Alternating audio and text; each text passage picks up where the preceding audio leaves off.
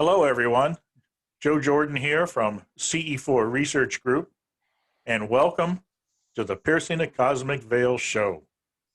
We are a YouTube show that interviews people from all parts of the world that have had their lives destroyed and turned upside down from their opening of doors in their lives that they shouldn't have, or dabbling into areas that God warns us to stay away from. Areas such as divination, channeling, alternative healing practices such as Reiki, mind-altering drugs, the occult, the paranormal, New Age and metaphysical practices, and even the UFO alien abduction phenomenon. Areas of study that have led them away from the one true God. But we also show how they have become free from the horrors of these experiences through a personal relationship with Jesus Christ. Today, we want to welcome back Mick Harrison for part 2 of his powerful personal testimony. Welcome back, Mick. Yeah, g'day, Joe. Thank you. It's great to be back. Well, let's start us back where you left off from the first show, and then lead us into finishing of your testimony and what you were part of, and then going to take us into your freedom through Jesus Christ and where you are up to today. That'll be what we'll be covering today on the show. No worries. Yeah. Okay. So I think when I last spoke in the last episode, I'd come back from talking to a researcher up in Canberra, and from that point, she told me to research and go out and do as much research as I can and find out as much information as I can. And I know I did. I don't like using this term, but I will say it was like jumping off the 10-meter high platform in an Olympic Games. I did a backflip, double somersault, twist, straight down the rabbit hole, doing research. And I looked at everything. I read books, I watched CDs, videos, like talks, from different people. I joined a UFO group here in Melbourne, and it was just good to talk to people that had, had stuff happen. But the one thing that I sort of found a little troubling was with the UFO group that I joined, I found that they were sort of more talking about nuts and bolt things and impressions in the ground and burn marks and on the ground and lights in the sky and I kept asking the question. I kept saying, well, something's got to be driving these things. Something's got to be controlling them. What about them? And I sort of just never really wanted to go there. And then my beautiful wife now, she come along to a meeting in Westall, which is a very famous UFO event here in Melbourne, believe it or not. 6th of the 4th, 1961 it happened. That was my 5th birthday, believe it or not. But I wasn't there. But, and this UFO event is big and it's only not far from where I live. And that's where I met my my new wife. And so me and her, we sort of got together and we talked about, we need to know a bit more about, what's in these craft. And we decided to form a group. It was called Talk Group Australia. And we encouraged people to come forward and, give their testimonies about their experiences. And it was amazing, because for me and her, we just couldn't get enough. And this is the down the rabbit hole stuff. And it's we heard, stories from abductees, contactees. We heard about people with implants, and we actually met a lady that had an implant in just under her collarbone. And just a question here, Mick. Yeah. Just to get listeners an understanding of, you're from Australia. Yeah. And a lot of our listeners are probably going to be from, most of them probably going to be from America. Hopefully we'll get some listeners from Australia. But for those in America, they're probably are not familiar with, you know, the lifestyles and everything of Australia. So in America, this UFO phenomenon is pretty prevalent. It's well seen in TV and movies and commercials and everything else. Is it the same there? A lot of activity, a lot of information being shared, a lot Yeah, of there is. groups. Yes, there is. There is. Is Yeah, it? there's lots of UFO groups. Yeah. Okay. Yeah. Yes, definitely. And it's all over Australia, you know. Not so, yeah, no, actually, I had a guy I know from Northern Territory that's had multiple experiences, and not so much Western Australia. I haven't heard much there, but I know stuff goes on there. But mainly Victoria, New South Wales, and Queensland is the main, where the main UFO groups are. Yeah, Okay. and amazing. There's, you know, a guy that's filmed hundreds of different craft and lights and things, and yeah, it's fairly big here. Yeah, Yeah, yeah, we just don't hear much about it, I guess, in the U.S. on what's going on there. I yeah. mean, if somebody would ask me as a 20-some-year researcher about what do I know about Australia and UFOs, I mean, the most I know about it is the famous pilot that I guess reported one. He disappeared or something, if I Yeah, remember. Mr. It's an old Valentich. case. Yeah, Yeah, Delta and Sierra X-ray. I know yeah, that aircraft. In that's fact, that's about my limit of yeah, knowledge on Australia UFOs. yeah. Where he took off from is about 3 kilometres from where I live. Wow. Yeah, Moorabbin Airport. Yeah, that's a very interesting case, that one. Yeah, it is. Okay. Yeah, well, actually, I'm going off thing here, but Bass Strait between mainland Australia and Tasmania, which is a big island below Australia, which is part of Australia, is known as the Bass Strait, kind of like the Bermuda Triangle. And dozens of ships, aircraft have just vanished, never to be seen. Hmm. Very interesting. Yeah. That's another story. Yeah, so it is, it's big, yeah. So getting back to it, you know, I met, actually I'm lying, I met one guy and heard of another guy that had men in black encounters here in Australia. And the guy that I met that told me about his encounter was really, really interesting. But I won't go into that. So I'm just reading this so I get my head around where I'm at. So I'd been in the tree industry with my business for I think it was 26 years, and I was over trees. I was sick of it, and I sold my business. And I started 2 new jobs basically at the same time. I started, you know, like I said in the previous interview, I think I did. I worked for the Royal Flying Doctor Service as a non-emergency patient transfer ambulance officer, and with that job, it was like I love helping people. It's always been in my nature to help people because I was in the Country Fire Authority as a volunteer firefighter for 26 years. And with that job,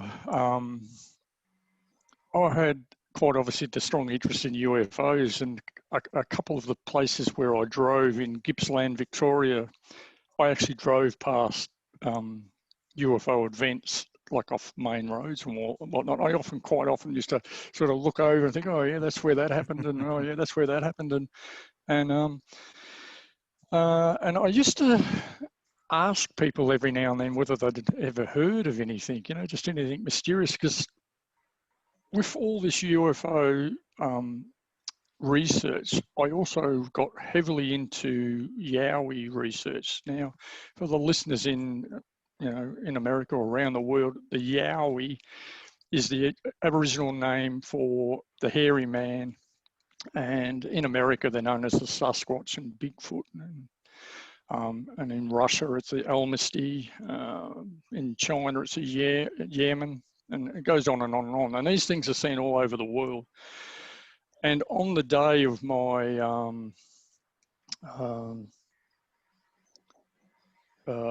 event that I discussed in the first interview, I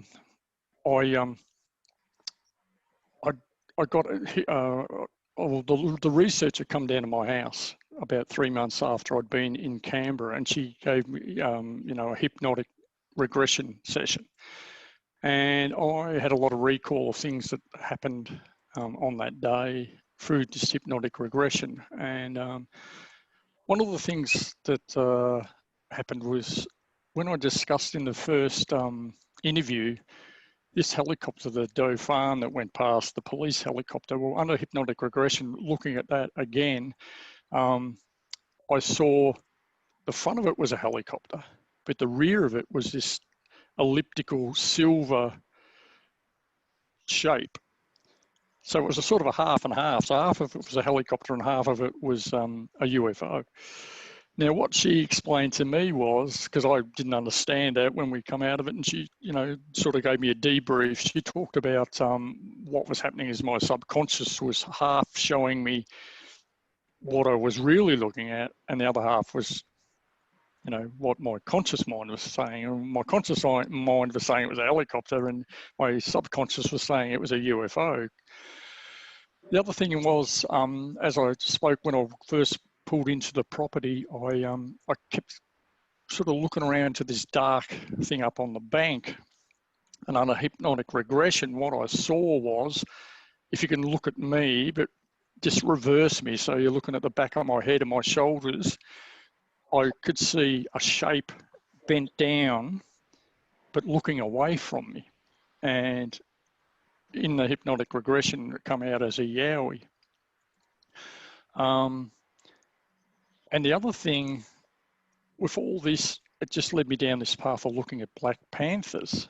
Now, over here in Australia, we don't have black panthers, so we're not meant to have, or we don't have, we have marsupial lions that are extinct, Tasmanian tigers that are meant to be extinct, but I've had pretty good reports of people seeing them. They were meant to go extinct in 1930. And I got into this looking at black panthers, and so we go back to the ambulance thing, and I used to, in South Gippsland, which is an area southeast of Melbourne, and goes, you know, it's a huge big area. It's massive. It's got, you know, cities and, you know, big towns in it, and lots of forest and national parks and things. And we used to pick up patients in our ambulance all over the place. And whenever we were in, you know, South Gippsland, I used to just ask people, you know, because we'd transport people, you know, from rural towns into Melbourne and take 2 hours. And along the way, we'd have a chit chat because most people were, you know, up for a talk. And I'd just ask them, because it would either be yes, no, or they know someone. And the question was, have you ever had a, you know, a big cat encounter? Have you ever seen a black panther or know of anyone? And you'd be amazed the amount of stories I heard. Now, with the authorities, they don't exist. But to normal people that I interviewed and talked to, lots. And at the end, I haven't researched now, I've given up on that, but 90 people I'd talked to, and some of them had seen several big cats over several times, but most had witnessed these big cats. And wow, that's interesting. Yeah, it's amazing stuff. So I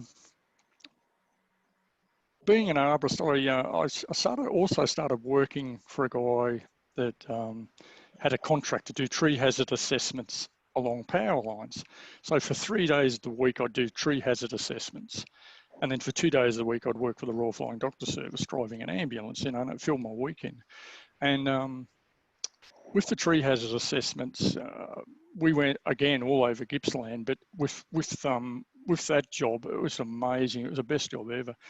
But unfortunately, it come to a close. It all stemmed from the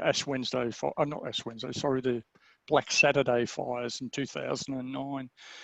And with this job, you had to follow along power lines, what they call the distribution lines, and assess every single tree along every single power line. So we'd get a feeder, and it might be, say, LGA 22, which is Leongatha 22. And the way to describe it, it's like a river. And if you imagine starting at the ocean and following up the river and going to all the little creeks and tributaries, and that's where all the power lines went. You had to start at the ocean and follow it up. and that was starting at the distribution point and following the power line all the way out. And one of the distribution lines, it took me 3 months to complete. It was massive.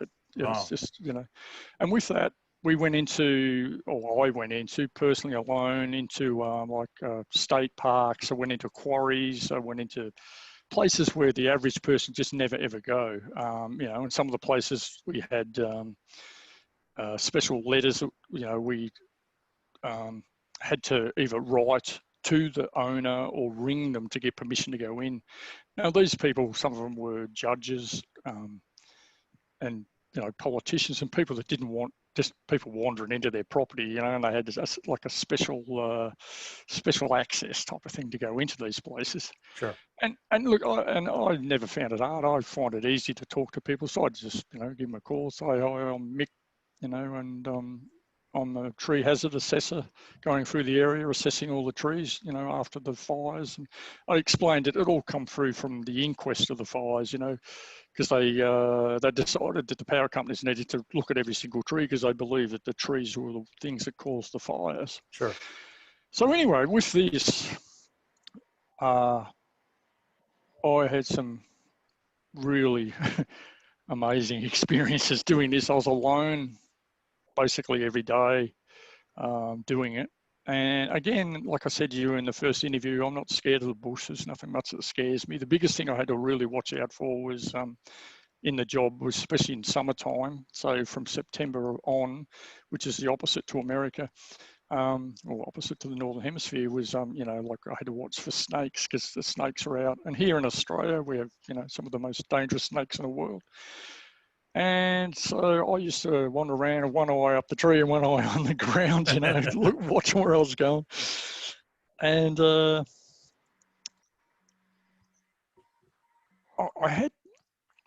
see one day, okay, so this is where a lot of stuff sort of started to begin with Yowies with me. And I was in an area that was about 3 kilometers from where I had my UFO ET event, or my ET event. And I remember I was assessing this dead tree, and it was, you know, and I had to gauge up whether it, you know, would fall and impact the power line. And I had to walk back up the hill a bit and sort of see that it was underneath the power line if it happened to fall.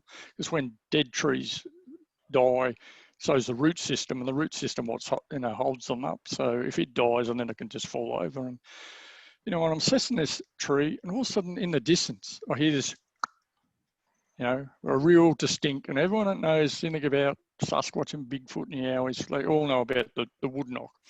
And I heard it. Now, I'm a logical person. At the start, I looked over where it come from, and I could see along the power line, I could see it was probably 100 meters away. There's around about half a dozen pine trees, Pinus radiata. And the first thing that come to my mind, logically, okay, it's just shed a pine cone because they have big cones, you know, and they fall down. And then I thought, oh, yeah, it might be black cockatoos that have, you know, bitten off the pine cone. And you just go through things logically, you know. I don't just go to snap to the conclusion, oh, yeah, it's a yowie, you know. Sure. I didn't, you know. And anyway, I'm standing there looking, and, you know, nothing more happened. So I started doing some more assessments and looking around. I said, I hear it again. And I thought, whoa.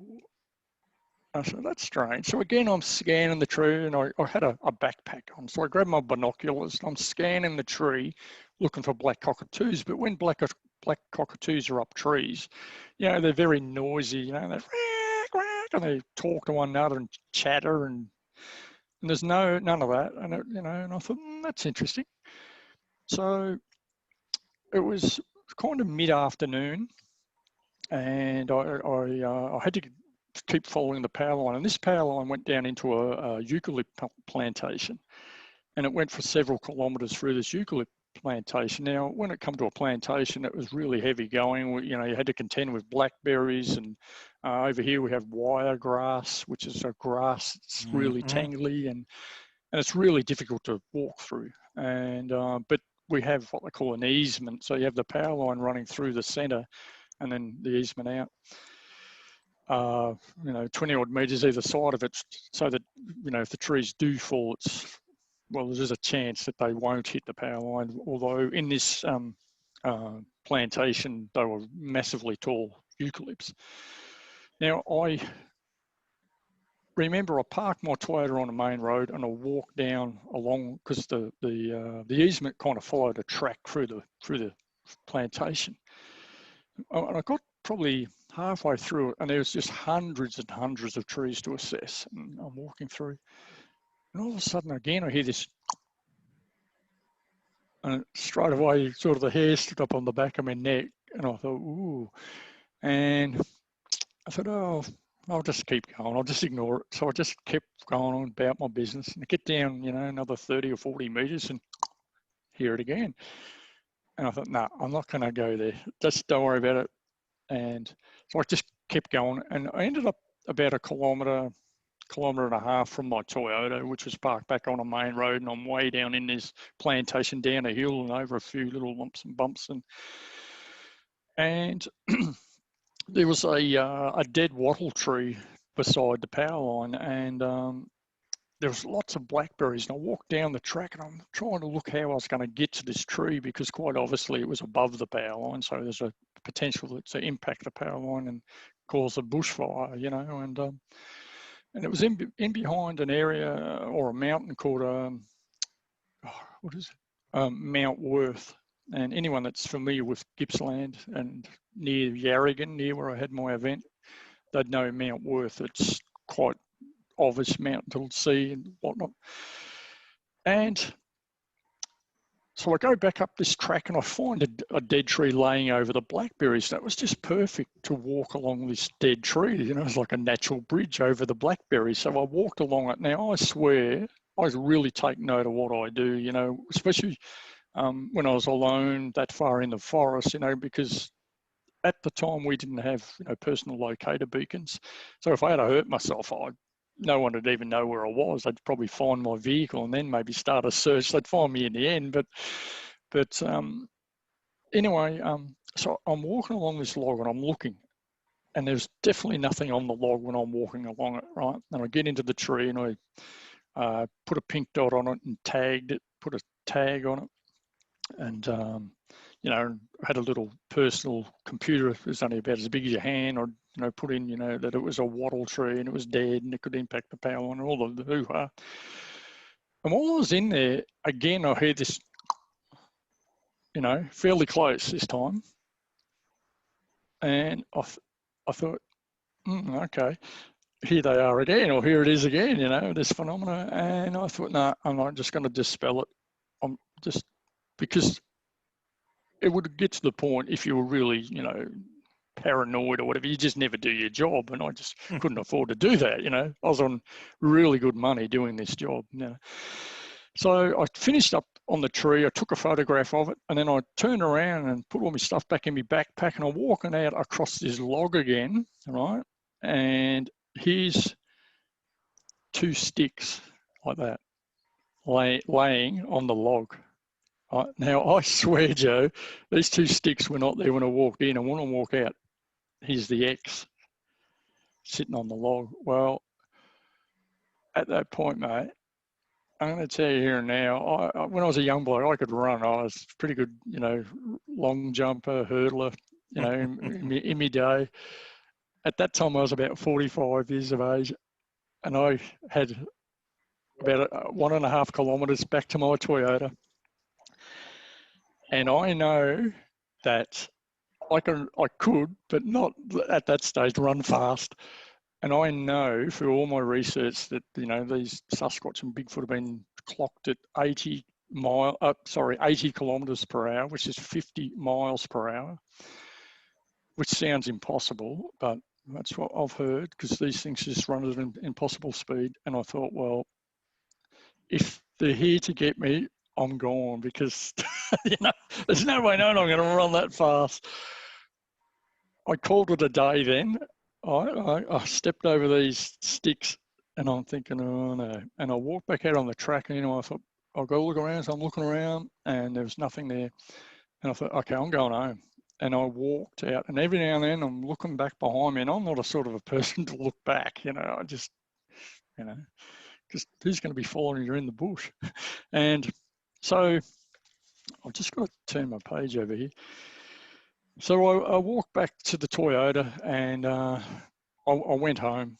And the next day, I come back to the same area and I had to go into a different part of a power line, but still in the plantation.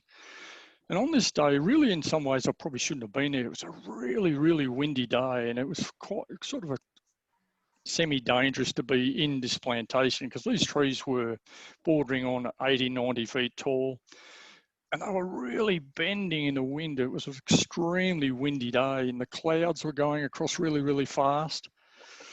And anyway, I started walking in and I walked in probably 80 meters and there was a black wallaby, which is quite common for that area. You know, it's just forested and plantation and whatnot. And anyway, I stopped because I'm a bit of a nature boy and I'm watching this wallaby for a bit and then he hopped off and I kept doing my job, assessing the trees.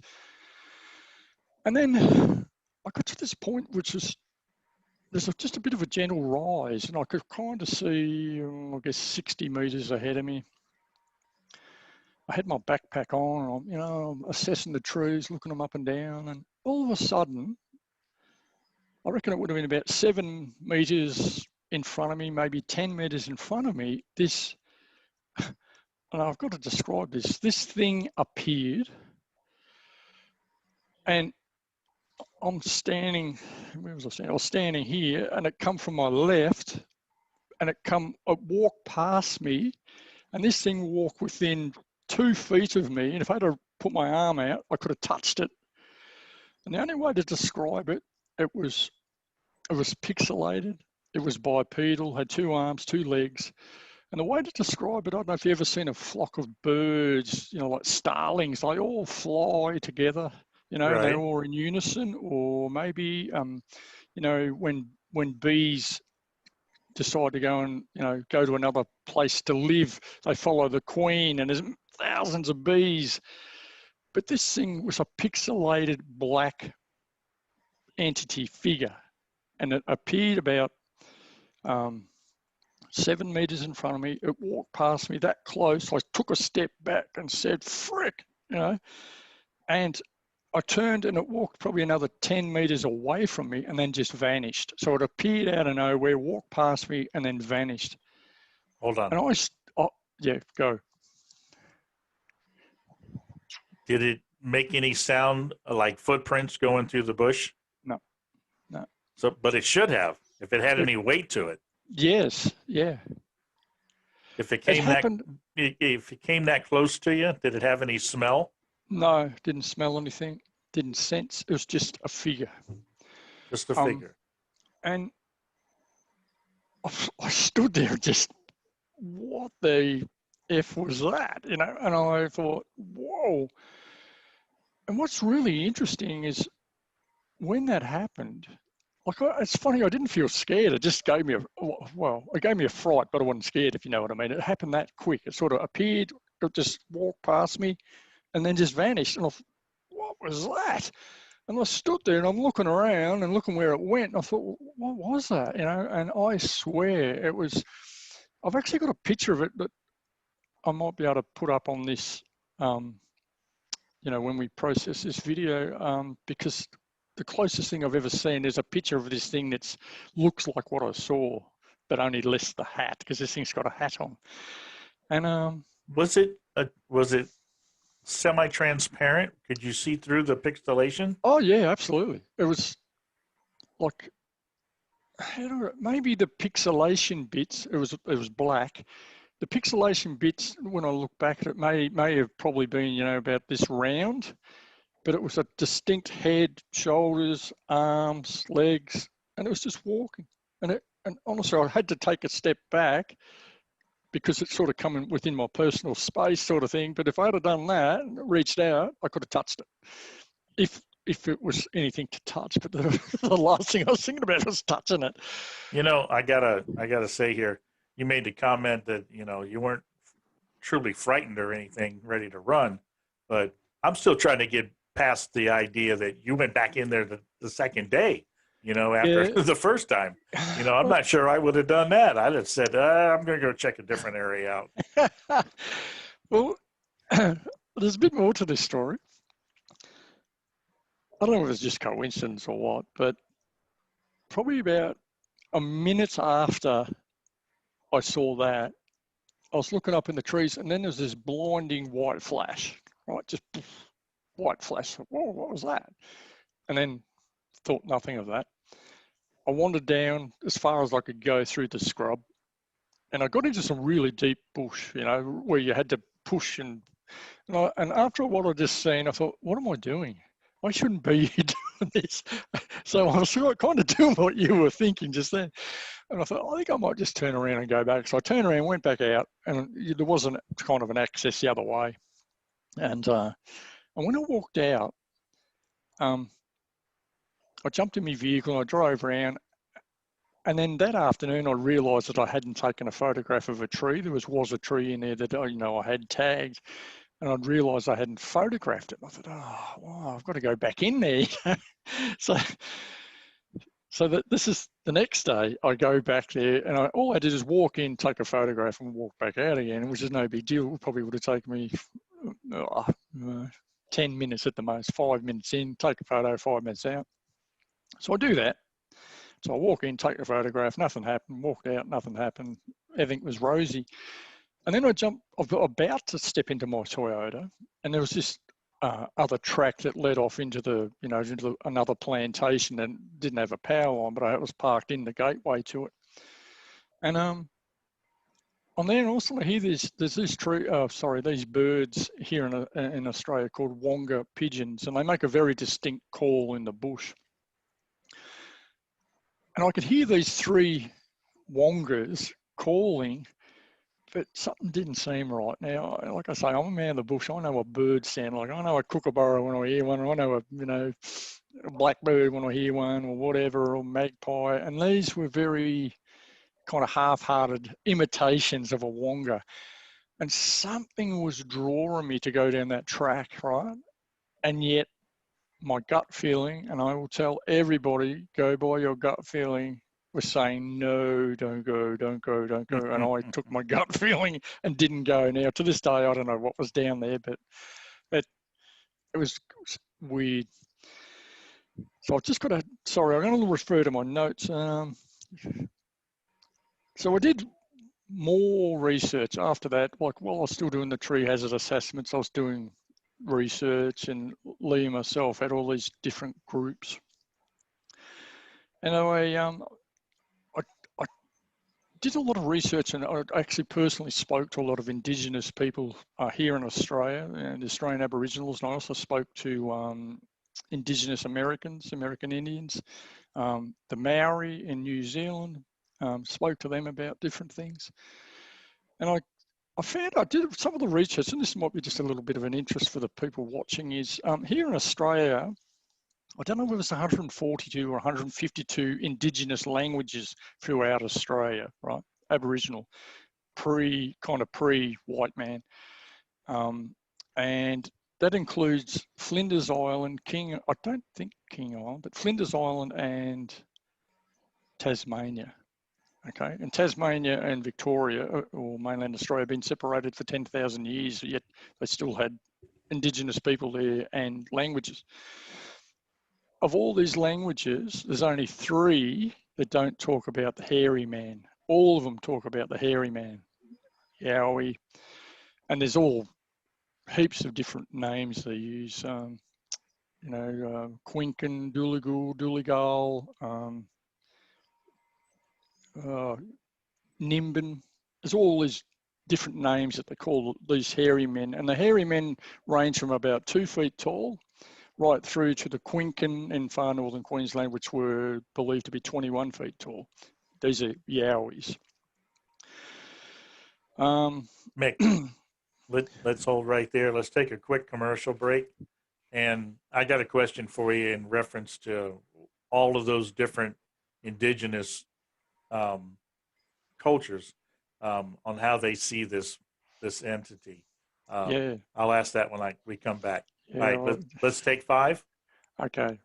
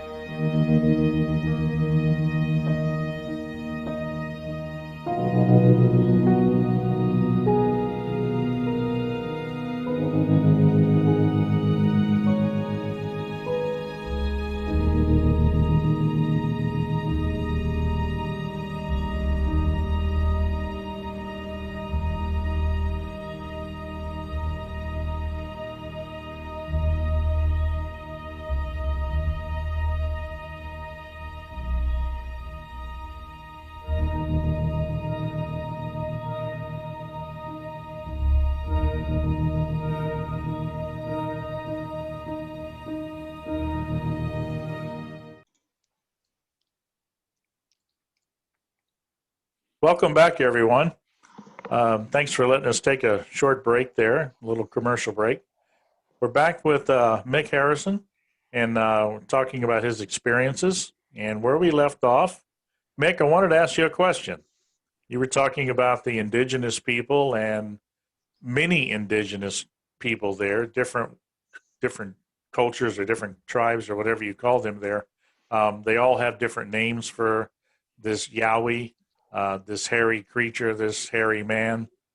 The question I have before you get into finishing your story, how do these indigenous people recognize this entity as a physical being, like an animal or a man, or do they see it more as a spiritual entity that's maybe manifesting in a physical form? How did they actually talk about it?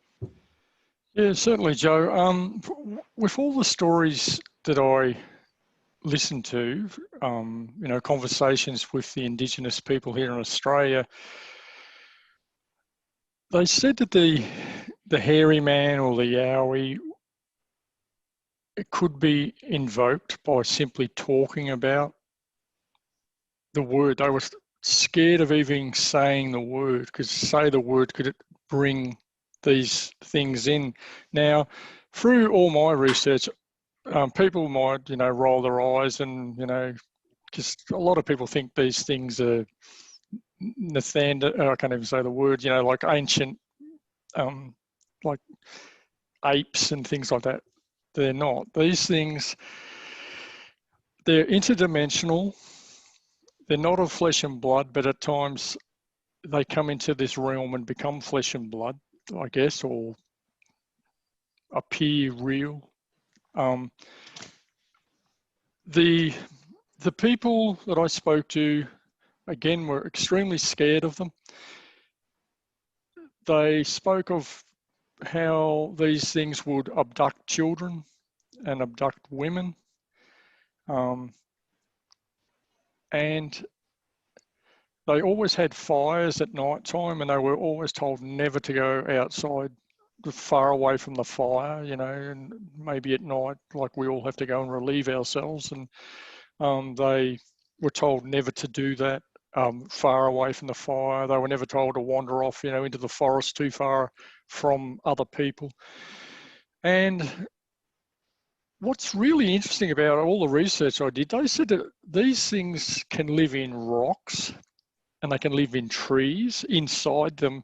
So this makes me think that they are just an entity, like a disembodied spirit, that somehow have the ability to transcend into our reality and become physical and real and leave footprints and handprints. And I was just getting ready to ask that. How real are we talking?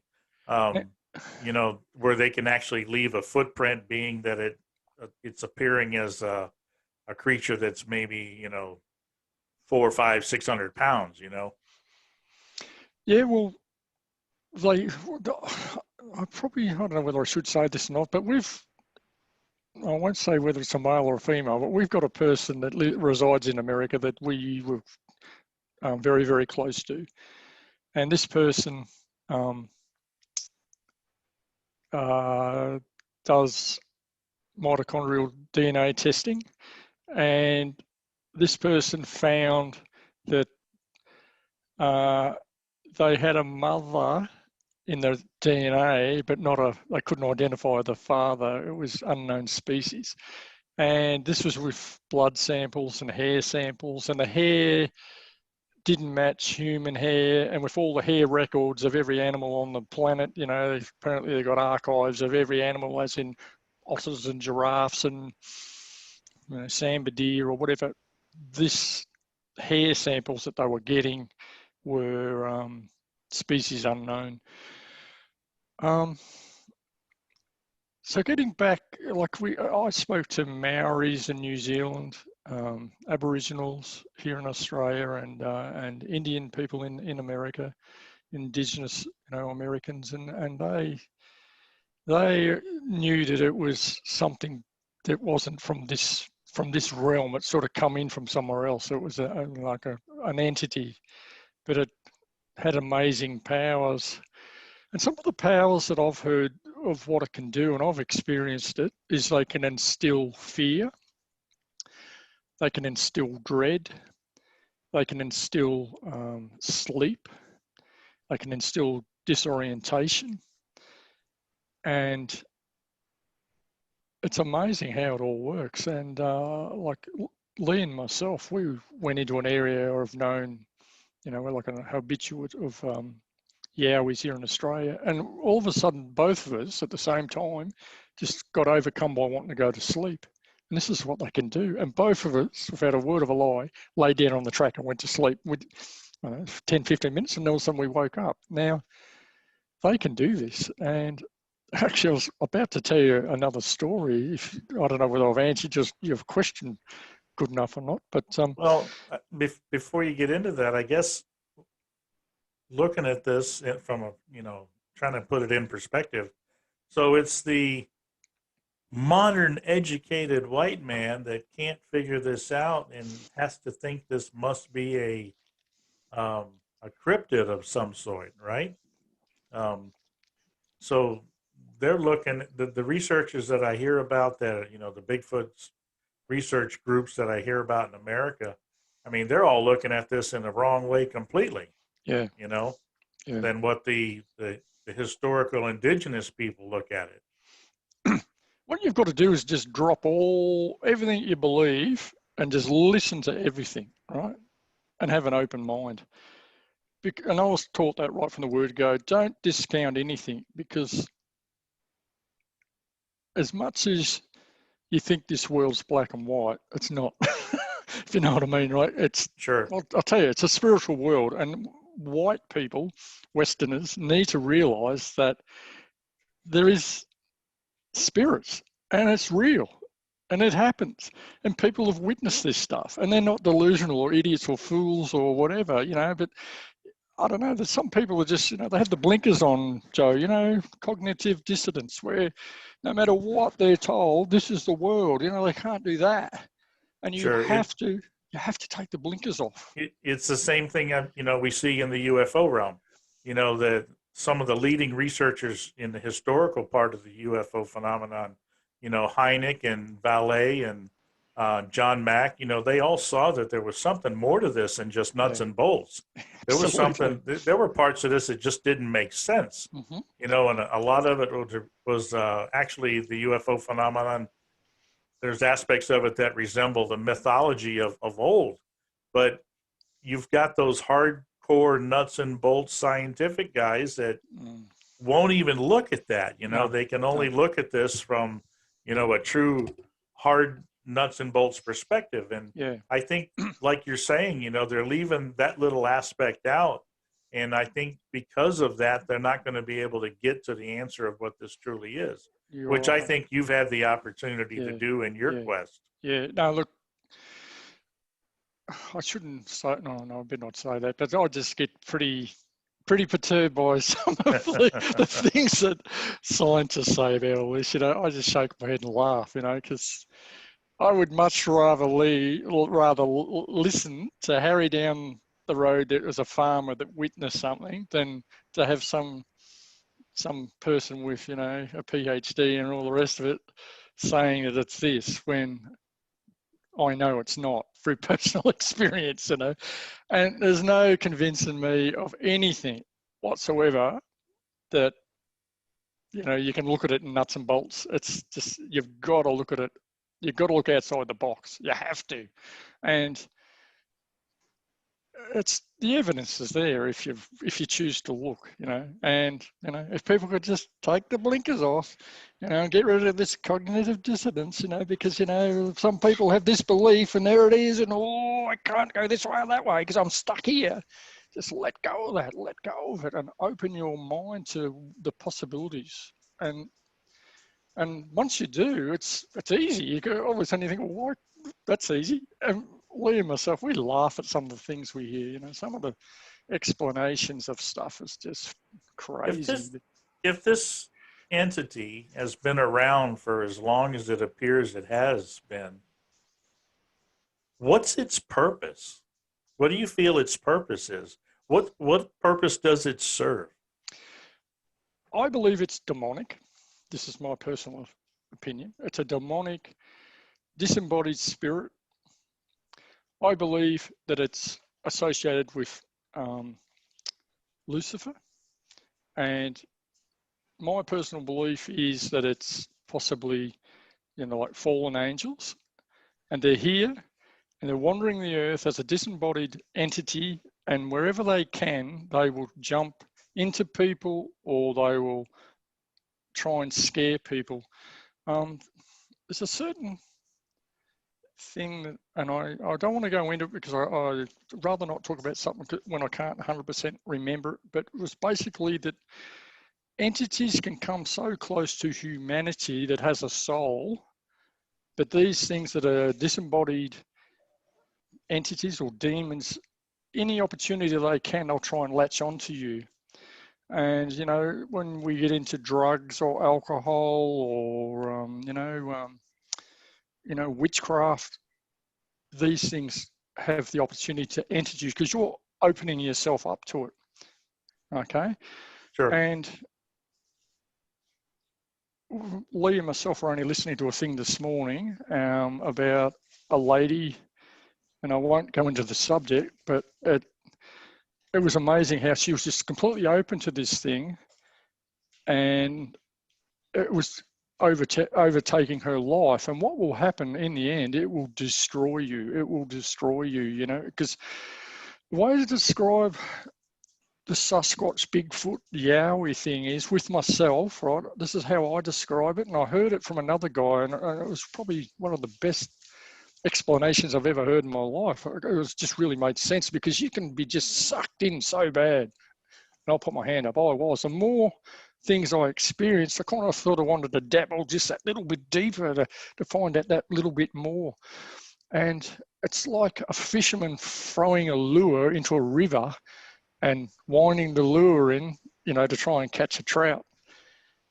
And I reckon, this is my personal belief, that these things just give you little tiny, little things, you know, like wood knocks, and, you know, people talk about glyphs, you know, sticks that are in certain shapes. You know how I told you I found the cross on the piece of wood. You know, there's all these little things that they do to you. You know, they gently touch you. I've had that. What else? You know, all sorts of different paranormal stuff, and it just draws you further and further and further in. And another way of describing it, it's like a pedophile grooming a child. This is, and I know this is a bit of a, you know, a weird explanation, but, you know, a pedophile, and I'm not one, but I presume they, you know, they take kids to, you know, the movies, or they might give them lollies or whatever, and then in the end they perpetrate a really bad thing. And I honestly believe these demons, these unseen spirits, do exactly that. They lure you in, and the more you look, the more you find. And I found, you know, we went to a seminar in America, and I'm not going to say who or what it was, but we went there and talked about the Yowie. And I did, I don't know, about an hour and a half talking. Me and Lee talked about the Yowie here in Australia and our experiences and what we know and what I just told you about, you know, the languages and how they talk about the hairy man. And we spoke about all their different names and the locations and experiences and things. And it's just amazing how at this seminar, there's some really beautiful people. And then we met some great people and we still know a fair few of them. And it was just kind of weird how they were being lured in, you know, like it was all love and light stuff. And I really believe that these things ultimately have got a hidden agenda, you know. Sure. They'll just play with you for so long, you know, maybe like a cat looking at a mouse, and in the end it's just going to pounce on that mouse and eat it. You know, it might play with it for a while, but ultimately in the end it's going to do nasty things. You know, I have to say, I do know what you're talking about. I just wanted you to be able to talk about it yourself so the listeners can hear.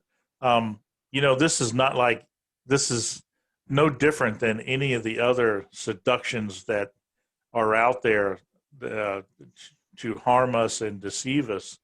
It's the same as somebody that gets involved in gambling. You know, the first time they go to gamble and they go, wow, I can win some money here. I can make more than what I'm putting down. Yeah. You know, and that seduction starts. And then they don't realize that, you know, what do you think paid for this grand casino? You know, it was people's losses. They don't look at that part of it. No, that's you right. know, but that seduction of, oh, I can get that big win. And next thing you know, they've lost everything they own. Yeah. The same with an alcoholic or a drug addict. You know, the first time they try a drug, oh, that was so amazing. Mm-hmm. But what happens? They forever chase that first high and they can never achieve it again. The second, third, even the millionth time they try it is never, ever like the first. Exactly. But they continue to try it and try it and try it. And they take more and more and more, try to relive that first experience. And they can never do it. And it ultimately destroys them. And everything that we're seeing in this realm, whether it be, you know, the UFO realm, whether it be the psychic realm or the ghost realm or the UFO realm, any of this, or even people that get into conspiracies, it's the same thing. That lure is cast out there and then they start reeling you in. And next thing you know, you're totally consumed by whatever you opened yourself up to. Exactly. You know, so very good point. Yeah. So I'll just go on to a few little things. I go on forever with this. One of the weirdest things that happened to me, I was doing tree hazard assessments and I was in an area called Foster. It's a township and I was north of Foster. And again, not scared of the bush, and I'd had some weird stuff happen back near Mount Worth, which is, as the crow flies, about 30 kilometres away. And the area what I was in was renowned down in Foster for big cats. And anyway, I walked into this property, which is all again forested, and there was a power line ran to a house, and it was just a single span. So between two poles was a span, and so you can imagine two poles, but to get into it, you had to walk out and around like this to get into it, like it went around a dam, but it was all forested. And I went in there and I'm looking at, you know, the trees and assessing them all, you know, looking for dead, dying limbs, you know, crossover limbs and recrotching in, you know, and limbs and trunks and things. And anyway, I thought, oh yeah, no, this is all good, you know, individually looking at each tree. And then all of a sudden, something just said go in my mind, you know, just go. And I turned around and I started walking out, and my pace got quicker and quicker. And again, this thing where I don't look back, I'm walking along and I'm looking back, and I felt the creeps, the hairs on the back of my neck stand up, and I felt this funny feeling, and I thought, whoa, what's that? And the fear crept in, and I didn't start running, but I was something was just saying, get out of there, something's not right. I had to walk, I guess 100 metres, 200 metres back to my Toyota, and I opened the gate and jumped in my Toyota, and as soon as I got in my Toyota, I felt safe, and the feeling went away. And I'm sitting there looking thinking, what was that? You know, I had a feeling that something was following me or chasing me or something, you know, and I'm looking around, I couldn't see anything. And I know, well, so the power line, you know, went up over a hill, and to get there, I had to drive, I don't know, several kilometres around to get to this other property. Went in there and knocked on the door and had to talk to the lady, told her who I was and what I was doing. And I said, I just had a really weird experience then. She says, oh, what's that? I said, I just got the creeps in the bush over there. I was, you know, and I told her what I was doing. And she says, oh, might have been the big black cat. I said, what do you mean? She said, oh, the panther. There's been a panther sighted up here heaps of times. And I said, oh, that's a bit scary, you know, and I never thought any more of it, you know, but I was sort of very open and listening because that was another story. And anyway, did my job, and that night I went down to Foster and stayed there because it was about an hour and a half from where I lived in Druin, driving. So what I used to do, I'd go down there on the, say if it was a Friday, on a Thursday and a Friday, I'd go down there Thursday morning and stay Thursday night and come home Friday afternoon, if it was a 2-day job or a 3-day job. And so anyway, I go into this motel room, and this is bizarre what happened here. I've never had it since, but it was weird. So I hopped into bed, and I went to sleep. And then all of a sudden again, in the middle of the night, I just woke up and I look, and there's this massive big blue being standing there, right? Like the only way to describe it, it was about 7 or 8 foot tall, and it looked like Arnold Schwarzenegger, like just standing there, and it had its hand on the edge of the wall and up here, and it's sort of peering around like this at me, and I could see probably 3/4 of it.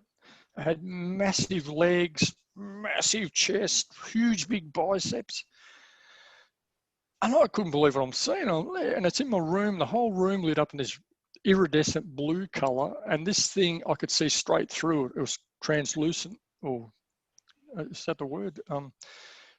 And the blue was the most beautiful blue I've ever seen. The only time I've ever seen the blue like it was on the Great Barrier Reef. I went snorkeling up there, and there's these giant clams, and these clams are, you know, 3 foot wide, and they've got the most beautiful iridescent blue color in the fleshy bit of the clam. It's undescribable. You could never paint it. It's just, you know, for anyone that's ever snorkeled up there, you'd know what it is and what it looks like. And this thing looked like that. It was just magical to look at. Now, I'm looking at this thing, and to this day, I don't remember what its face looked like.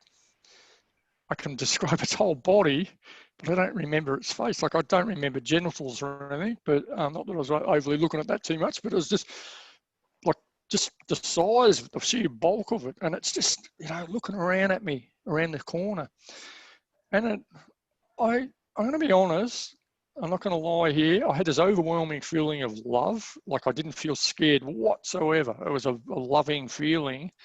But now what I know, I don't know, maybe it was a bit of a lure, as we were just talking about. I don't know. And then all of a sudden, I went to get out of bed and just shot round the corner, and I jumped around to where it was, and it vanished, it disappeared. That was just another story. I've just got to look at my notes here, sorry.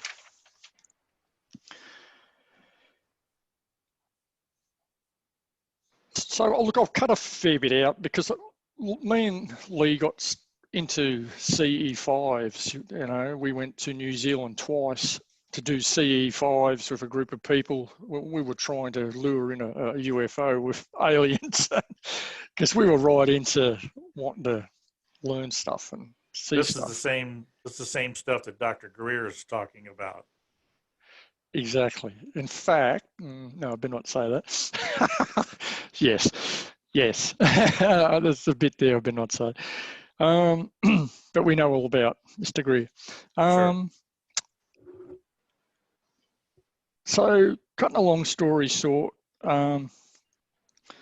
we went to America twice, and Canada once, and New Zealand twice, doing our research. So in New Zealand, it was, you know, sort of talking to the locals about I can't even pronounce the name, Moe Mahu, I think it is. It's a Sasquatch over there, or hairy man.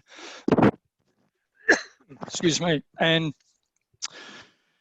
We went to America to the conferences, and twice we spoke at the conferences, but the last conference we went to was in 2017, and this was a bit of a climax that happened in Canada. Now I'll tell you where it was, and for any international listener, they may know this place. In fact, there's a guy that does a real lot of talks on Sasquatch and Bigfoot in Canada. He lives near Harrison Hot Springs, this guy. His first name's Steve, and I'll leave it at that. I see him every now and then. He posts about once every fortnight about different stories, because a lot of people are opening up to him, just like I'm opening up here, because I just don't care what people think. I really couldn't give I just don't care. I know what I saw, I know what I've experienced over the years, and I'm just going to release it. People need to know that this is real, because a lot of people think it's all hocus pocus and bull dust. Sure. So Lee and I were going to go to this conference in 2017, and we met a guy on Facebook who was right into Sasquatch, and he said he had an habituate that he wanted to take us to, and we were keen as anything at the time. Yeah, we'll go. Yeah, that'd be great. So we organised to leave a week before the conference, or could have been a little bit more, I forget now. And we flew to Los Angeles, and then we flew to Vancouver in Canada, and we landed at Vancouver, and we hired a car there, and we drove out to this gentleman's house and met up with him. And I'm going to be honest, we were doing something really, really stupid when I look back, right? Because before I went over there, being a man of the bush and being an ex-hunter, I sort of looked into, what's dangerous in Northern America, in Canada, and over there you have cougars, bobcats, lynx, wolverines, elk, what else is there, moose. There's all these different things that potentially can be dangerous to humans, and realistically, if you run into them all, then, you've just got to, brown bear and black bear, which I forgot. And you've got to look at it in a sense. It's like here in Australia, we've got tiger snakes and crocodiles and box jellyfish and all this. And realistically, you can get stung and bitten and eaten and killed by these things.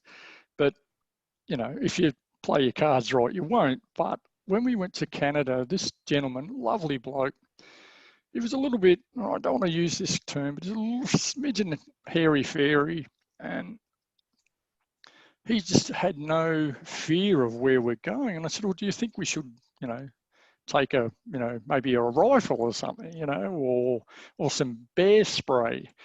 Oh, no, it'll be all right. But anyway, me and Lee insisted we get some bear spray. So we went down to a hardware store there in Vancouver, and we bought a tin of bear spray, and this stuff, I don't know, I don't even know what's in the stuff, but apparently it can spray 10 or 15 meters, and you spray, into their face, and it blinds whatever animal's attacking you.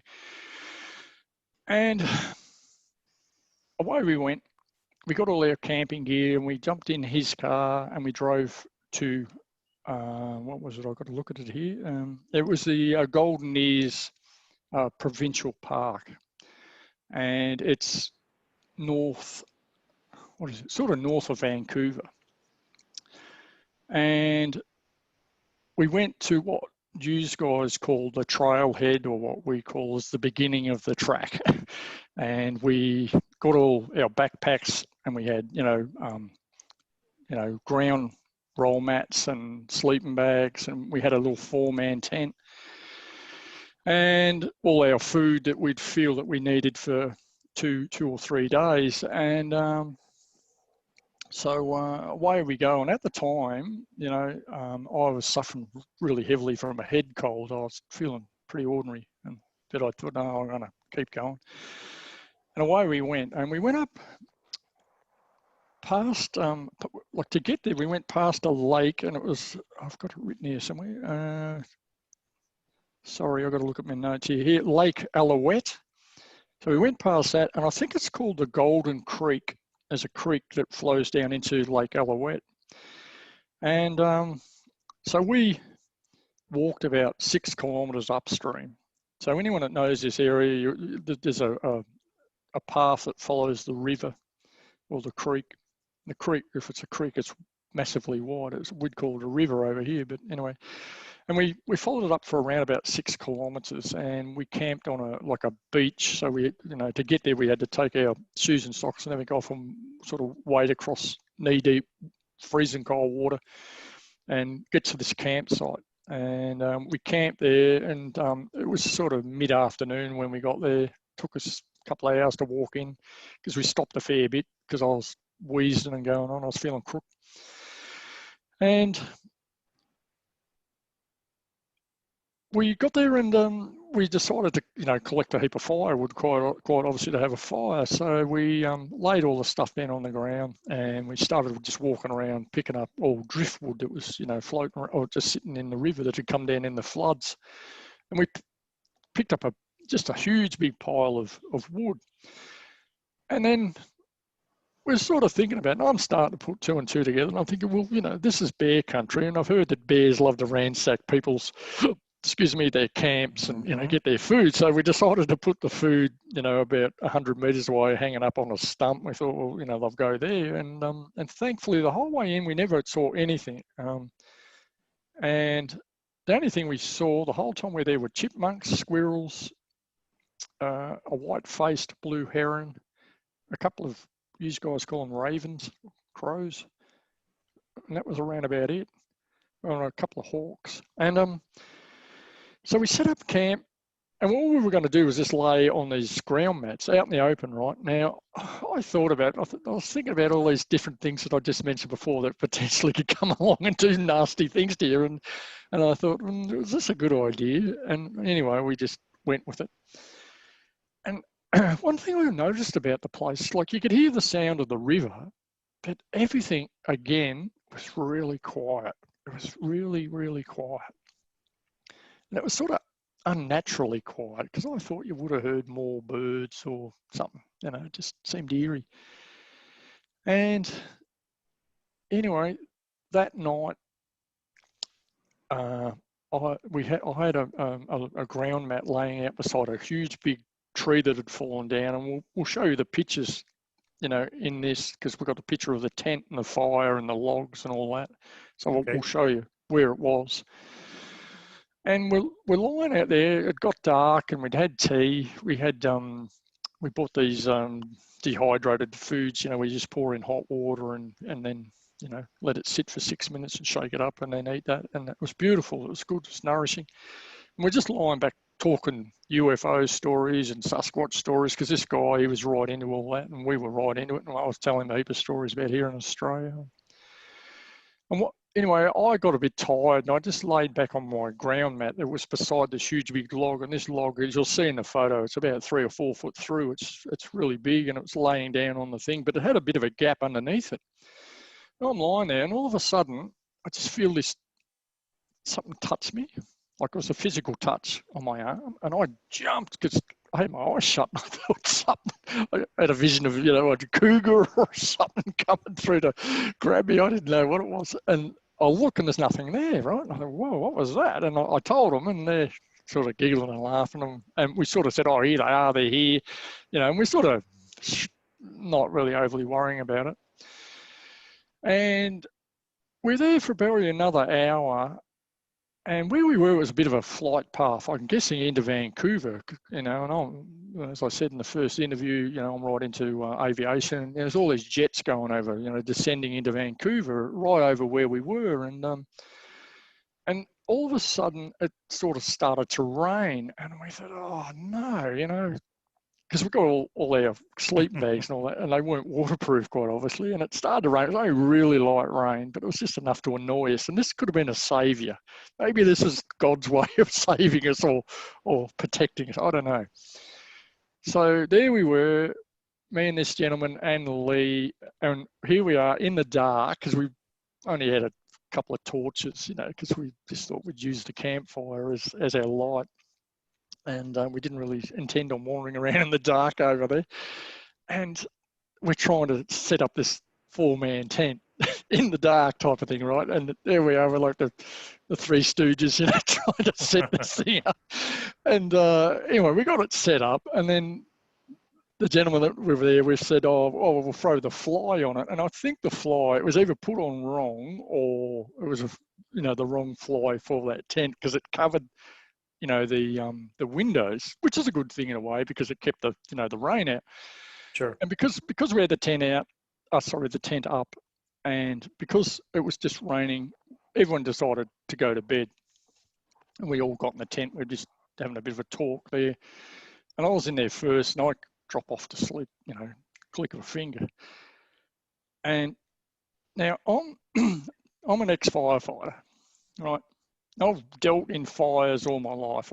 Forest fires, I was started off as, just excuse the expression, but a baggy-assed firefighter at the start of my firefighting career. Then I become a lieutenant, and then I become an instructor where I used to teach map reading, and then I become an air observer where we used to fly around on days of total fire ban looking for forest fires here in Australia, because Australia or Victoria is very similar to California, very dry and very prone to bushfires.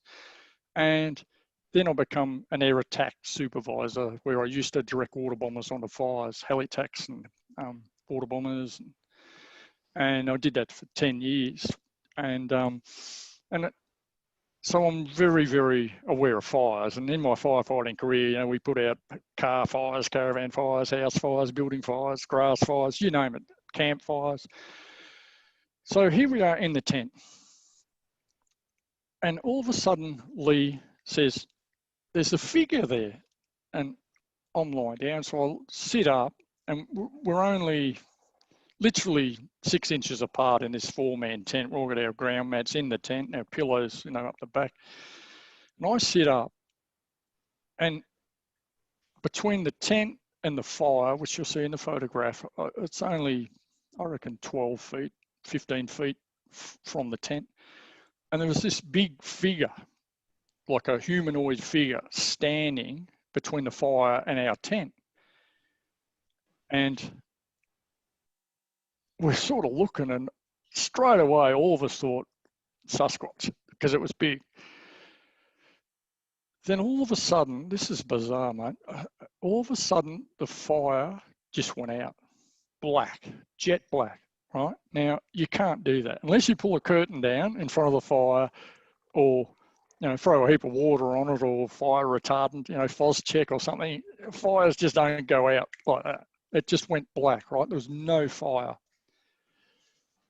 It was really, really quiet. The old, what do you call it? The Oz factor.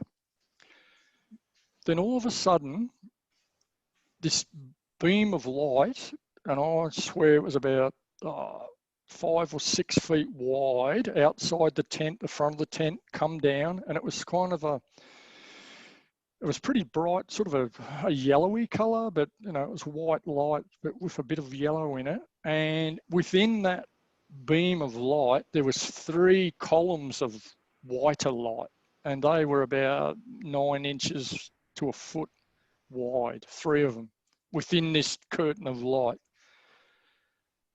By this time, me, Lee, and the gentleman we were with were up on our knees. So all 3 of us were on our knees, about this far away from the edge of the tent, and we're trying to see what it is, and what is that? And we're talking amongst ourselves. And this gentleman used to talk to these Sasquatch in this habituate, and he had names for them because he said that he was communicating with them. And I forget the names of them now.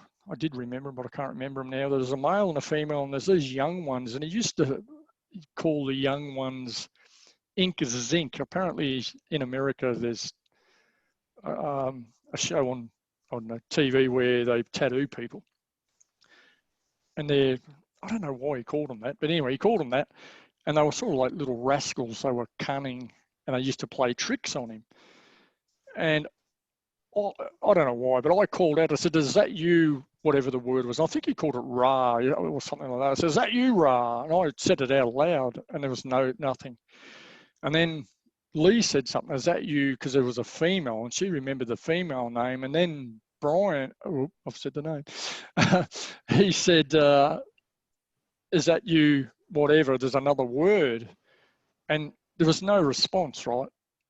And this is just weird. We're thinking, what is going on? What is this, you know? And the fire's out, but this beam of light's there.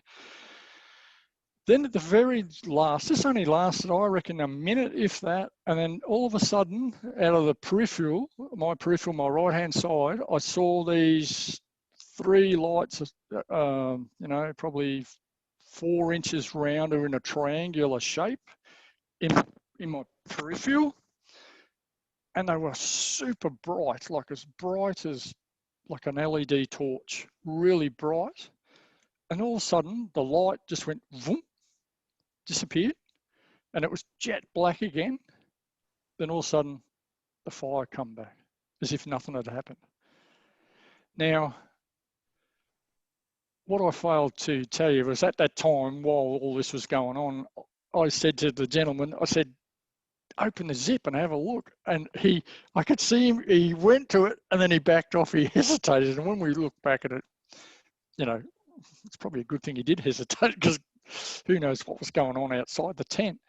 But we all went to sleep and we talked for about an hour after it, trying to work out what it was. And then none of us were game to go inside the tent until the morning. We got up in the morning, we unzipped the tent, and we just all looking, because we were looking for footprints, and you know, and there was nothing. There was, like, it was just our footprints. There's no other footprints.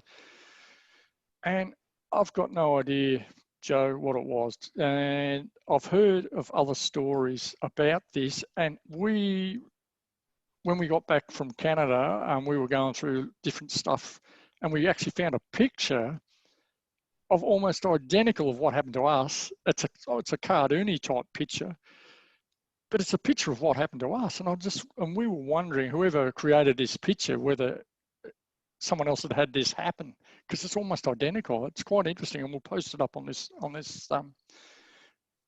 show.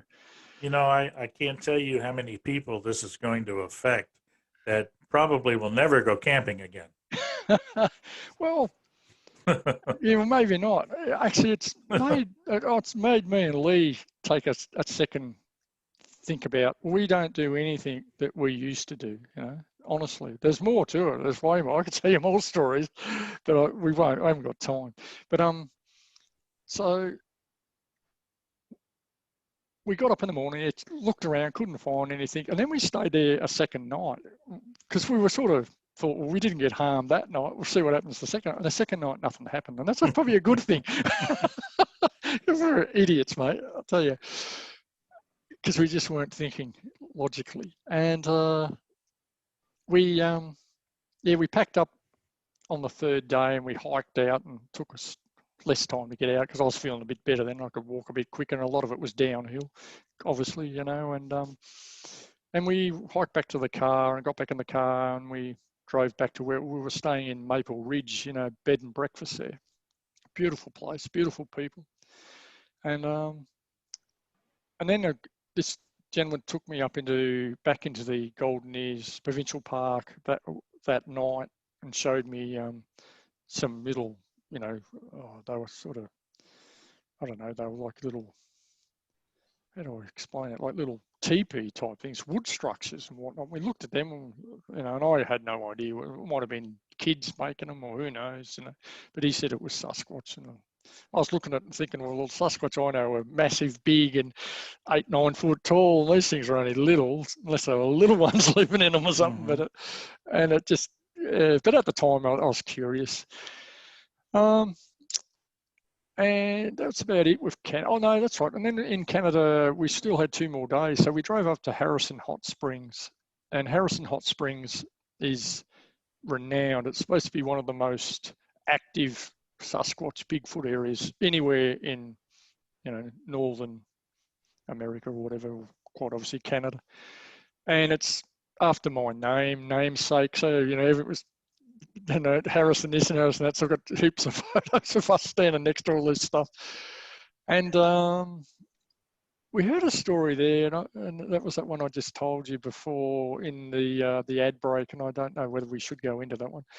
but it was very, very interesting. We went to a wood carver, and I won't go into it, but the wood carver told us this story about an Indigenous lady there not far from Harrison Hot Springs that was abducted. And it's very interesting, but I won't go into it. If anyone wants to ask me later on, they can ask. So then that was it, basically. We went back to Vancouver, and we caught a bus, and we grabbed a bus down to Seattle, and then we hired a car, and we drove through to Chihuahua in Washington State, and there we went to this conference, and we gave our talk, and then we drove from there. There was a group of us drove down through Oregon into California, and we went to Mount Shasta. And Mount Shasta, we had some more experiences there with eye shine, because Yowies and Sasquatch and all that, they've got different coloured eyes. They've got yellow eyes, orange eyes, and red eyes, and I've witnessed all three.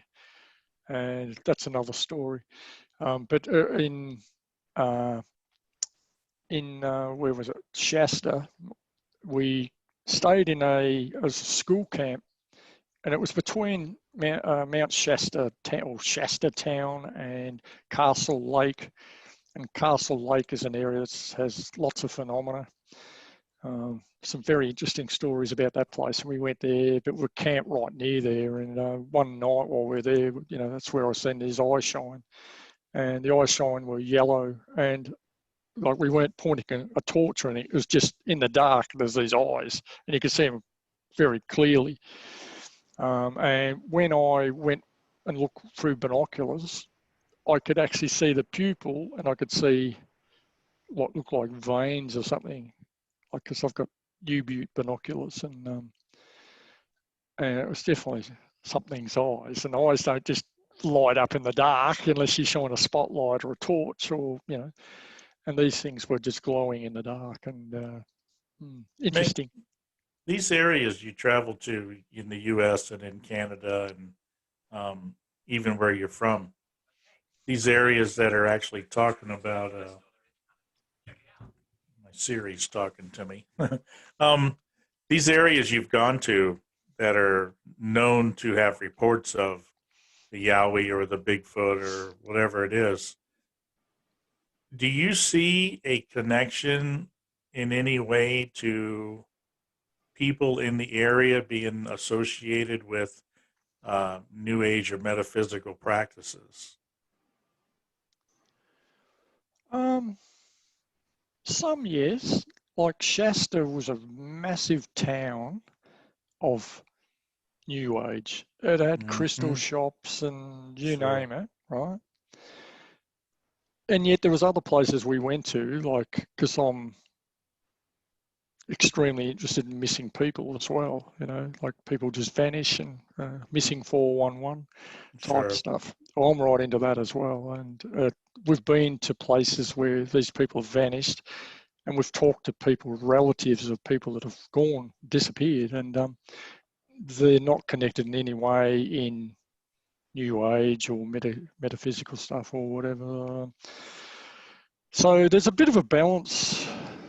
Some yes, but some no. Like where I had a lot of my encounters, it was in the middle of the forest, except for the UFO event. The ET event, the very first one I talk about. That was definitely connected, I believe. Okay. And, what I will say, and I've got to be careful what I say here, I guess. What I will say is where I had my ET experience, it was known by the Indigenous people in the area to have corroborees nearby. And I don't know what goes on at corroborees, but it was, there was some weird stuff happened up there. And again, I don't really want to go into it, but let's just say they found deceased people in that area, in very unusual circumstances. But probably let's take another breather, a little break right here, and give the opportunity for another commercial to come in. give us a little breather, and we'll come back. And then I'd like you to go ahead and start into how you came about to understand that this was a delusion, a deception, and how this led you to your relationship with Jesus Christ. And then after that, wrap it up into your relationship and your walk with Jesus, and a warning to people about the involvement in this type of activity. Okay? Yeah, definitely. No, that'd be fine.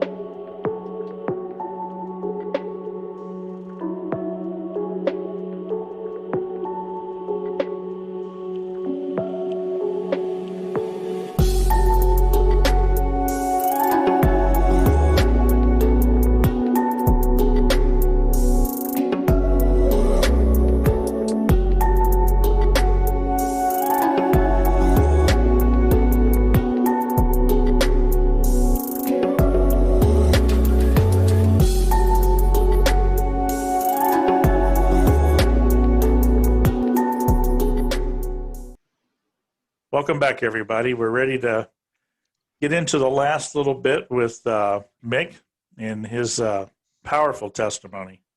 Mick, let's get into the last part of it here and lead us into how you came to understand what this actually all was, that, how you became to realize this is not what it seemed to be, and how you came out of all of this through a relationship with Jesus Christ. How were you even introduced to Jesus Christ going through all this?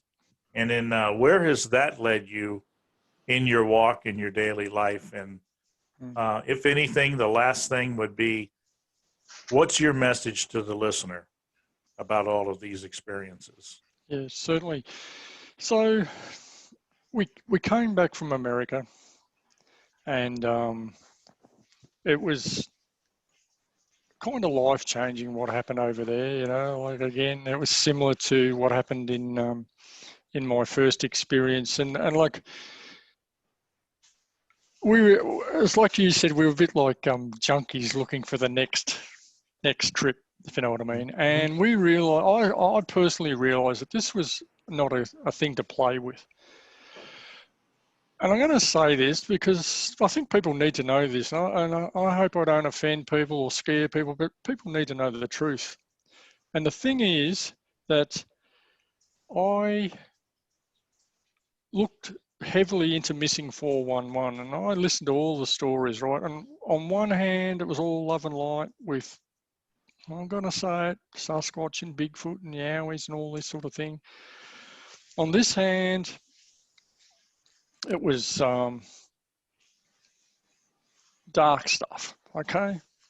People being found disorientated, no memory of where they'd been, human mutilation, and, you know, there's lots of evidence of that. And I just thought, hang on a minute, you know, because I'm a person that looks on, you know, both two sides of the story. I don't just take everything as gospel. And I just thought, hang on, this is bad. This is not good. And I had a sort of a, you know, a defining moment where I thought, how can I protect myself with all this stuff? Now, I go right back to where I called out to Jesus, you know, on that night in that motel room, and, you know, and it stopped instantly. And I thought, well, you know, maybe I should start looking into Christianity and, you know, becoming a Christian. And Lee drew me to it. I'm going to be honest. We come back there, she decided she wanted to go to a church, and I was a little bit on the back foot with all that, I'm going to be honest. And she went to a local church, and she come back, and it was almost like she drank, you know, 4 glasses of wine or something. She's all sparkly and happy, and I thought, whoa, there must be something going on there. And anyway, she told me all about, you know, the church and all this, and I thought, and she said, you've got to come next week. You've got to come next week. So I said, okay. So I went to the church the next week, and I walked in there, and I, you know, a bit like I was talking about in the first interview about walking into the UFO seminar, expecting to see strange people. And, you know, Christians are just normal people. Most of them are anyway. You know, they're just lovely people that are on a path with Christ. And I went in there, and I was welcomed by all the people, and I felt very comfortable, a little bit uncomfortable at the start because I just, you know, but I settled into it. And after about, I think it was about a month, Lee said, we've got to be baptized. We've got to have full submersion baptism. And she said, you know, that's our savior. And so we decided to get baptized, and the minister said that, oh no, we don't do that until such and such a date. And then all of a sudden he said, oh no, hang on, no, we can fit you in. And I forget now, it was around about a month or two after we'd come back from America, and we had a full submersion baptism, you know, to come to Christ. I remember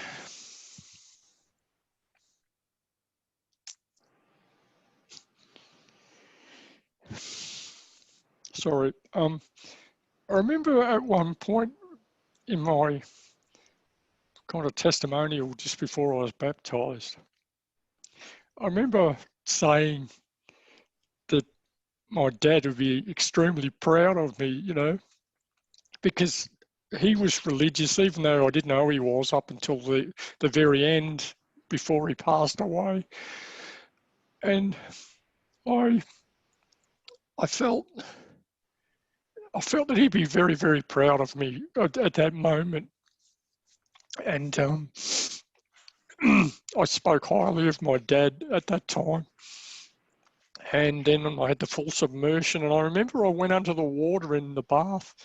And normally most people go under the water and then they come up again. I went under the water and I just laid there for about 10 seconds. I just completely under the water and I just felt so at ease. And then I come up and the priest said, "Whoa, you wanted to stay down there a long time."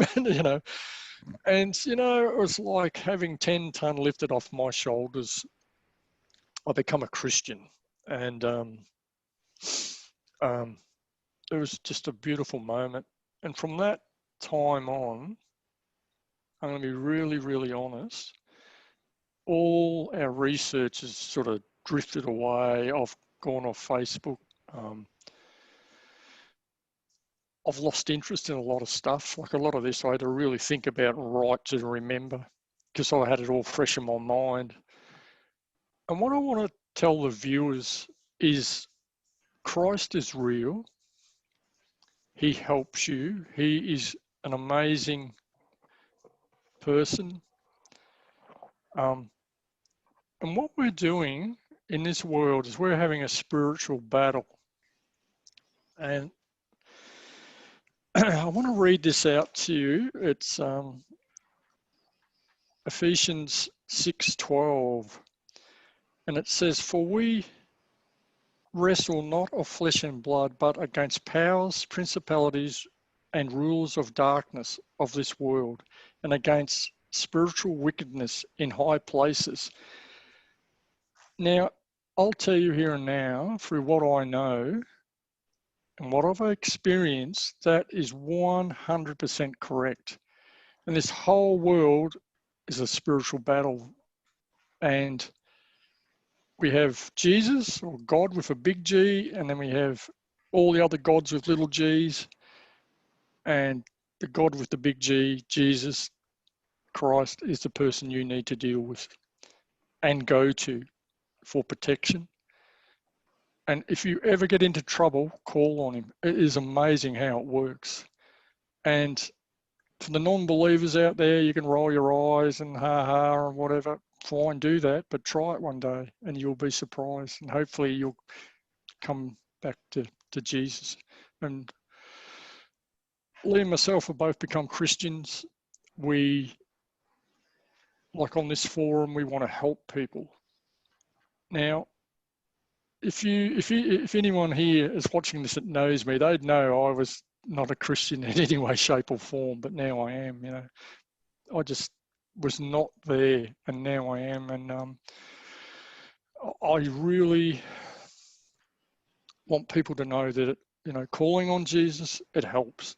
And as you've seen yourself, Joe, through testimonials, like Lee and myself found out about yourself, and then we heard all these people who'd used this technique, and it just all stopped. And it does. Take it from me. 100%. It works. And anyone that's researching into UFOs, trying to work out where they're from and what they are and all this, I'll tell you here now through my research, these things are demonic. There's somewhere I've read that they are fallen angels. They were cast out of heaven here to earth, and they are using what they call forbidden technology. And it's forbidden technology because mankind was not meant to know about the stuff. I don't know whether I've got that written anywhere or not, but there's stuff that they just aren't meant to dabble with, because humans were taught stuff that they weren't meant to know. And I look at this world, and it's a dark place, and it seems to be getting darker. Yeah, a lot of the stuff that or everything I've told you today in this is 100% true. There's no lies in it. It's all personal experience. And if I hadn't experienced myself, I wouldn't say I wouldn't believe it, but it just helped in my discovery and my path coming to Christ and having his protection. And every day I put on the armor of God as I go to work, You know, I put on the armor of God and I praise Jesus. And he never lets me down. He never lets me down. I've had amazing miracles happen to get my latest job and just other things happening. Just he protects, he helps. And you've got to have your heart in it though. It's most important. And never doubt his ability because it's amazing. It's amazing. And yeah, that's about it, Joe, I think, unless there's something else you want to ask. Well, to the listeners out there, if you had a chance to watch our first show with Ryan, you saw Mick as the co-host on there. Let's answer this question, Mick. What brought you to CE4? Wanting to help people. Because all along, right from the very start, you know, when I'm talking way back when I joined, you know, a UFO group here in Victoria after my event, I knew it was real. I know how it traumatized me. It just turned my life upside down. It just destroyed it. It really did. It just, you know, and I always wanted to help people. Always in my life, I've always wanted to help people. You know, I was in the country fire authority as a volunteer firefighter, and I'd give my time up just to go and save people. And I think deep down, all along,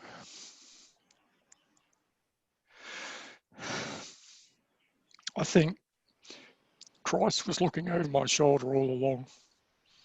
I really believe that because some of the situations I've been in, you know, that I've walked into and walked away from, I think someone was looking over my shoulder. And I'm sure it was Christ. I really, really do, you know, and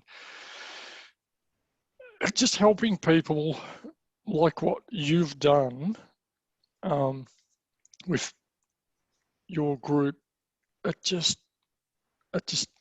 I feel there's a call for me to just help people. I really do. It's my duty to advise. Well, we are absolutely honored to have you aboard working with us, and we hope to have you doing many more shows with us as a co-host and not under the spotlight like you've been today. I know it's been a long journey to get this testimony out, you know, where it's there, but now it's complete and now we can post it, and, you know, it'll be there to help somebody else that's either just starting out questioning this phenomenon of Bigfoot or UFOs, or somebody that's actually involved in it and wondering why their lives are upside down, you know, that you've been able to give them a hope that, you know, they can be set free from this, and, you know, that there is an answer to all of this. And to the listeners out there, you know, the intent with this testimony of Mick's is not to try and show you that, you know, aliens or Bigfoot is real in any way. That's not been the purpose. The purpose in the final end is for whatever you're dealing with out there, if it's got your life upside down, that's not of God. And we want you to know that to get your life right side up, there is a hope, and it's through Jesus Christ, who was God that came in the flesh, made a way for us to be back connected to God as part of his family. That is available to you. It's available to everyone. You know, he came so that everyone could have, you know, eternal life and be set free and have the peace and joy and everything that we now have as believers. I just want you to know that these testimonies, the most important aspect of these testimonies is it proves that that name and authority that was given to us through the Holy Spirit by God through Jesus Christ over this demonic presence and this demonic delusion is real. Okay? These testimonies show that. And not only that, if that is real, then Jesus Christ is real. Absolutely. And if that's real, then God is real. Mm-hmm. If that's real, then God's word is real. Yeah. And it means what he says. Yeah. So all in all, that's the final part of what we're trying to show here, that there is a major spiritual war, like you said, Mick, and it's a war for our eternal soul. not just for this time on this world, but for eternity. We've been promised as child of God that have taken that allegiance to join Jesus Christ and to become part of God's family by choice, by free will, to have eternal life with him. Okay? But that is a choice you have to make. But this demonic presence, this demonic enemy that wars against us, is trying to deceive us in whatever means it can do to cheat us out of that blessed hope. And that's what this war is about. You know, I've said it over and over. The Bible, God's word, is two books, not just Old Testament, New Testament. No, it's two books in one. It's a love story of the creator of the universe trying to bring his lost family back together. That's one.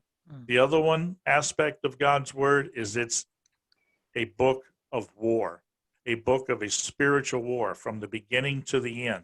And if you read the end of it, you'll see that this enemy that's deceiving us, that's opposing us, that's deluding us, he loses in the end. Yeah. Don't be part of his team, okay?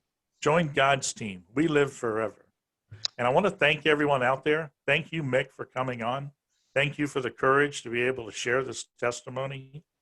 And, you know, we'll have the second part up here as soon as we can to follow the first.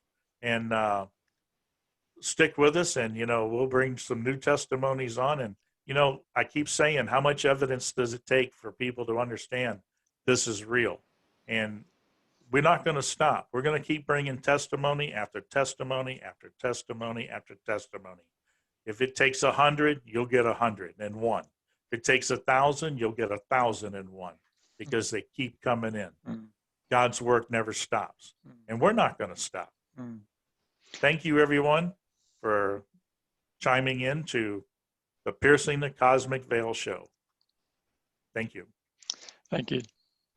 See you later, Joe. Thank you. Have a good one.